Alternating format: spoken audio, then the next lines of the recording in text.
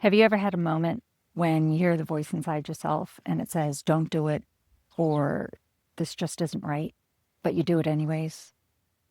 And then you regret it and you say, I knew it. I knew I shouldn't have done it. That quiet knowing wasn't your anxiety or your overthinking. It was your soul trying to get your attention. But you say you don't know the difference between your soul talking to you or your ego. And that's because most of us, the voice of the soul gets drowned out with all the noise, all the pressure, always trying to prove something to somebody. So today I want to just give you 3 simple ways to identify whether it's your ego or your soul talking to you. So, number 1, the soul always whispers where the ego will shout.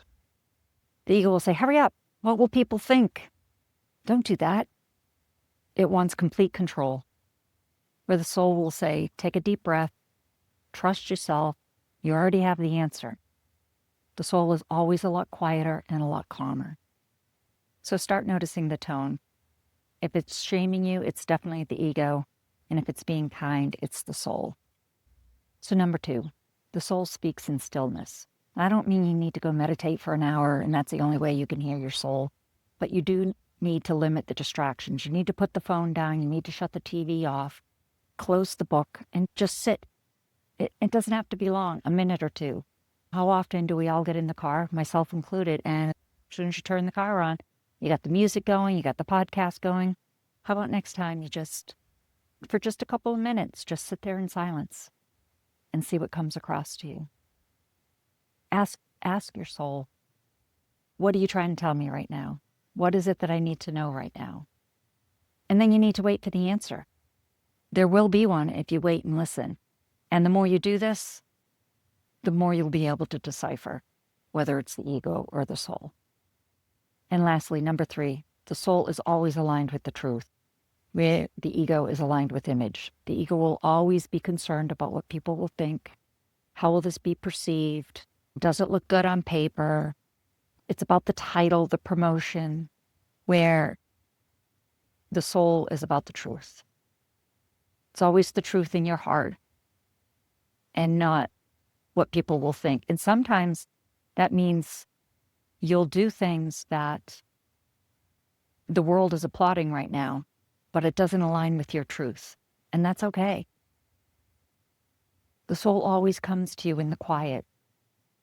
So a good exercise is put your hand on your heart and just take a few deep breaths and ask your soul, is there something you want me to know right now? And then again, just wait for the answer. Listen, maybe write it down, journal about it a little bit. Remember, the ego will always have you chasing perfection. The soul won't. The soul doesn't care about perfection. The soul cares about how it makes you feel. How do you feel? Always goes back to those feelings, doesn't it? So next time a thought comes to you, take a moment, pause, and ask yourself, is this the ego talking to me, or is this my soul? Your soul is always trying to get your attention. Always. You just haven't turned into the right frequency, probably in a long time. I always feel that as young children, we're very tuned into our soul. And again, through, all the outside external influences in our lives when we're kids, being told what to do, being told what's expected of us, we lose touch with that. It's time you get that connection back. Remember, you don't need to do anything to hear your soul. You just need to listen. So that's it. 3 pretty easy ways to help you decipher between the ego and the soul, and the soul's voice. And it was Wayne Dyer who I think wrote in his book once that the music actually comes from the silence between the notes. And I really attribute that to the voice of the soul comes through on the noise on each side. So that's it. Please remember, you're enough just the way you are.